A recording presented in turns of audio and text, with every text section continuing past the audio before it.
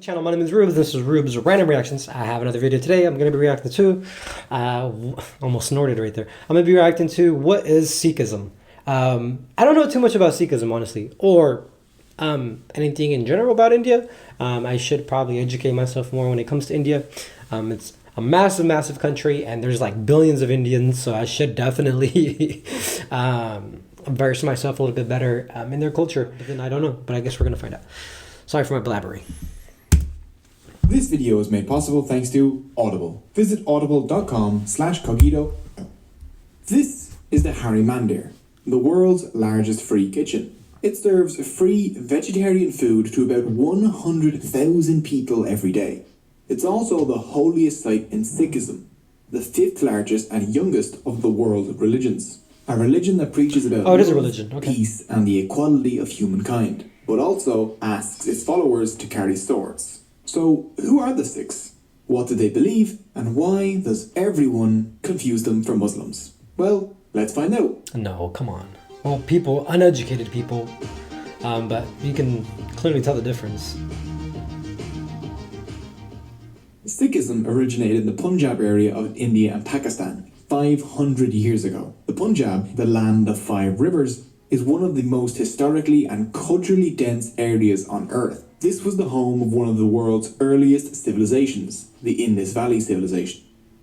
Persians, Greeks, Central Asians, Mughals, the British, and others have all invaded here. I meant Mughals. Mughals invaded here. Hinduism, Buddhism, Islam, Jainism, and a handful of other faiths have all left their mark on the region. The diverse culture of the Punjab has heavily influenced the Sikhs.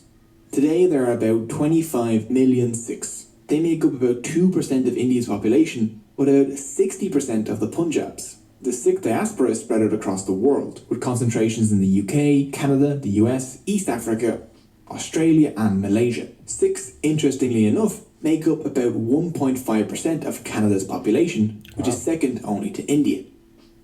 The word Sikh means learner. Sikhs call their religion Sikhi, Gursikhi and Gurmat. You can't really understand the Sikhs without understanding their relationship with gurus. The word guru means a teacher or spiritual guide. The guru teaches and the Sikh learns. The Sikhs follow the teachings of 10 succeeding gurus that have shaped Sikhism. The first and most important guru is Guru Nanak, the founder of Sikhism. Born in 1469 CE near what is today Lahore, Pakistan. Nanak was seen as special even as a child. As a baby, he was said to have had the laugh of an adult man. Here comes the bird. As a teenager, he preferred to listen to Hindu saints and Sufi Muslim preachers rather than his own parents. As an adult, Nanak would settle in Sultanpur, where he worked for the government.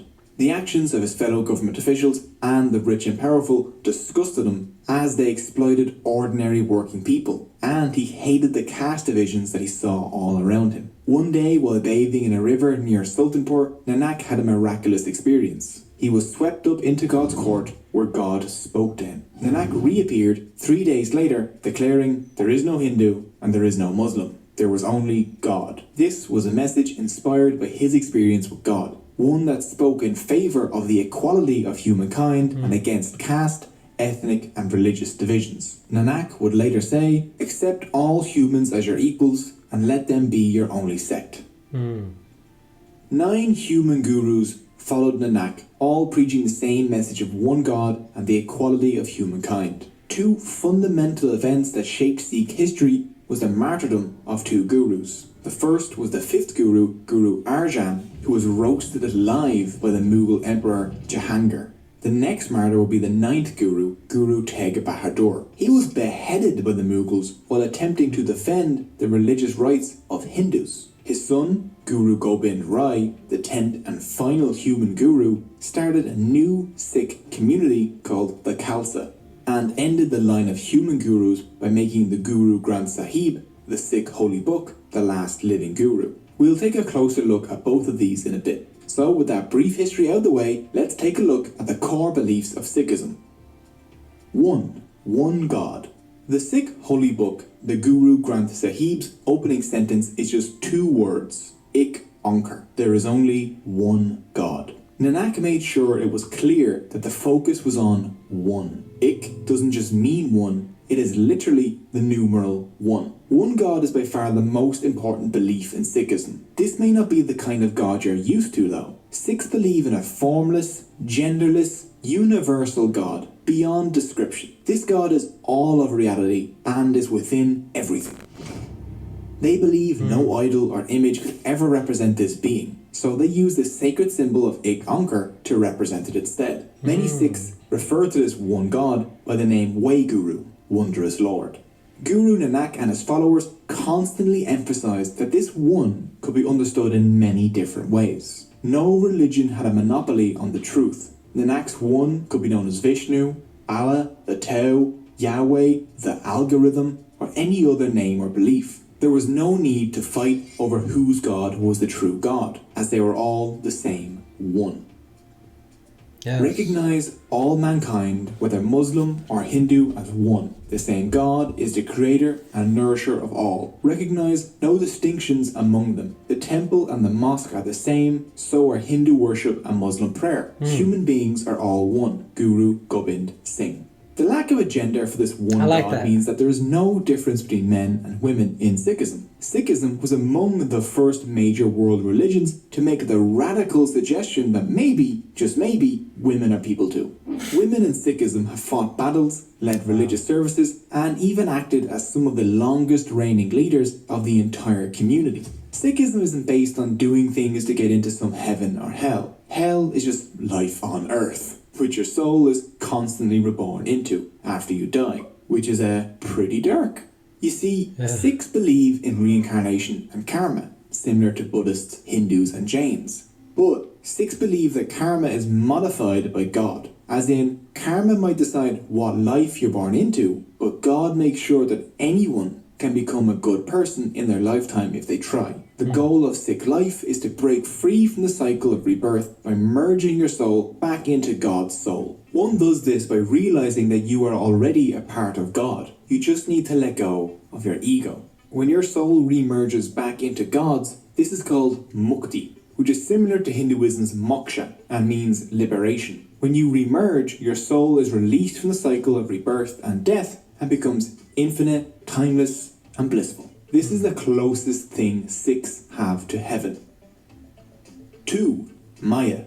Sikhs believe that God is and created reality. But we forget this because humans are distracted by illusion or Maya, which is anything that takes your mind off God. Maya keeps people trapped in the cycle of rebirth and death. Guru Nanak thought that Maya built a wall between people and God. The wall of Maya is built with the 5 thieves: lust, anger, greed, attachment, and pride. It is the duty of all Sikhs to avoid these thieves. The 5 thieves are caused by how mai, literally I, myself. How mai makes people say, I am this, I am that, and it separates you from others, which blocks you from realizing your oneness with God. This ego causes people to live only for themselves, to spew negativity, and to crave power and wealth. Such a person is called munmuk, facing towards desires. Guru Nanak saw the world's problems as the negative effects of ego. Hindu versus Muslim, Israeli versus Palestinian, sitting down wipers versus standing up wipers.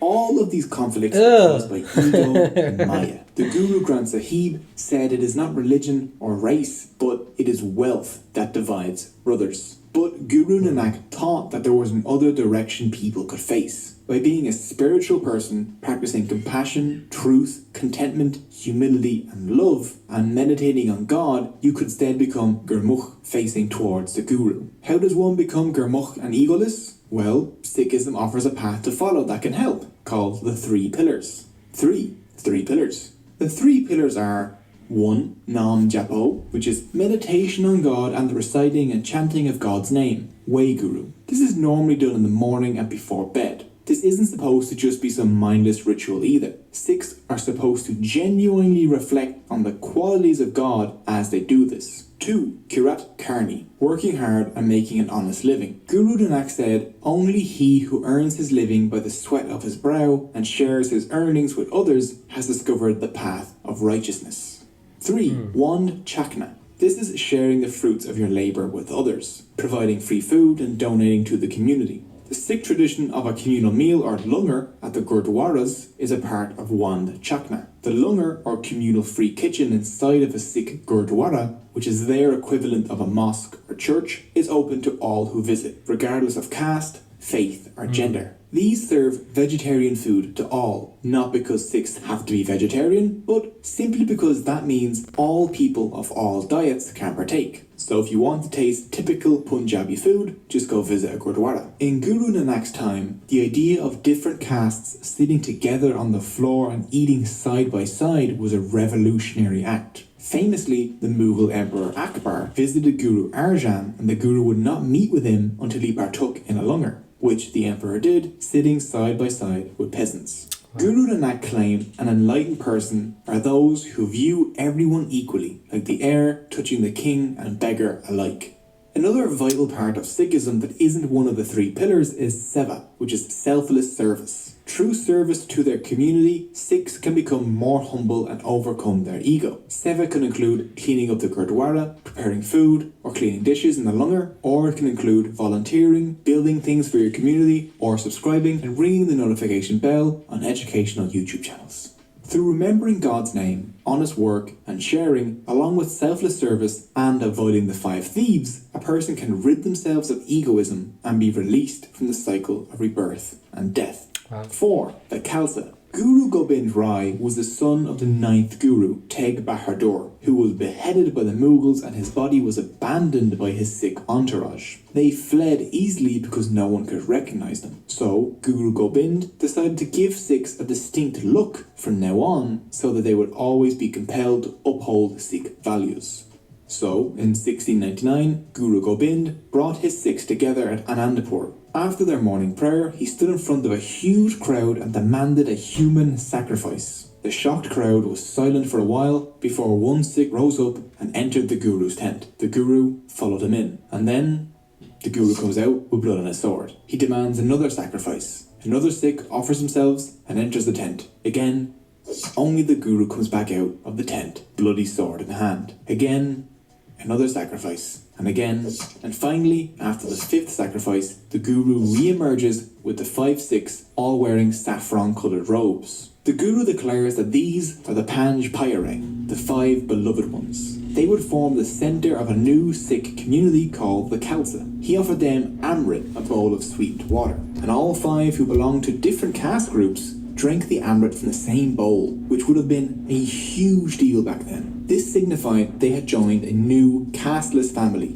the Khalsa. Each of these volunteers had to leave behind their old surnames or caste names and adopt the same surname, Singh, which comes from the Sanskrit word Simba, meaning lion. I know, right? It has no relation to the Bantu word Simba, which also means lion. It's just a weird coincidence, which is great.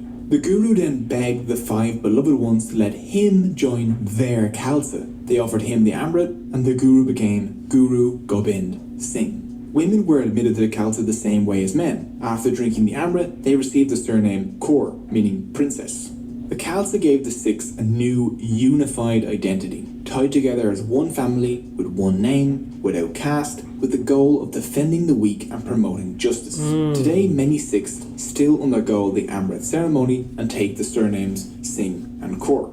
The Khalsa were also given new rules to follow, which included the wearing of the Panj Kakar, or the 5 Ks. The first was Kes, which is uncut hair to represent discipline. The second was Karga, a small comb in the hair. The third was a Kirpan, a sword to uphold justice and protect the weak, which is nowadays usually a small sword. It is importantly not an offensive weapon, and the Sikh Code of Conduct claims it can only be used to destroy tyrants and oppressors. It must not be used for anything else. The fourth is Kakahira, kind of loose-fitting boxer shorts to represent sexual restraint. And the fifth is Kara, a steel bracelet. Its circular shape represents the infinity of God. Interestingly, the turban is not one of the 5 Ks. Instead, it's worn to cover the Sikh's long, uncut hair, the Kes. Turbans have become essential to Sikh identity and hold very special significance to them. Chances are... My bad, but I also heard that the bracelets, because they were like warriors, so that's why to this day they kind of still wear bracelets, because it's the Sikhs were like the warrior class. Was it the Sikhs, or I don't know who it was. I could be wrong. Comment below if I guess educate me, because there's a lot of things I don't know about this. But this is really interesting. It seems like it takes a lot of the major religions, and it kind of puts them into one, because it seems like you kind of have some Buddhist in there with the reincarnation, the pillars. You kind of have the 5 pillars of Islam. That's kind of, instead of 5, it's 3, I believe. But and then with the one God, interesting. It kind of takes like the best of all these religions and kind of puts them into one. I'm not saying that it's mimicking anything, of course. I just find it interesting that it kind of takes a lot of these other religions and puts them into one. And it makes a lot of sense. It really does. You see someone wearing a turban, the vast majority of the time, that person will be a Sikh, not a Muslim.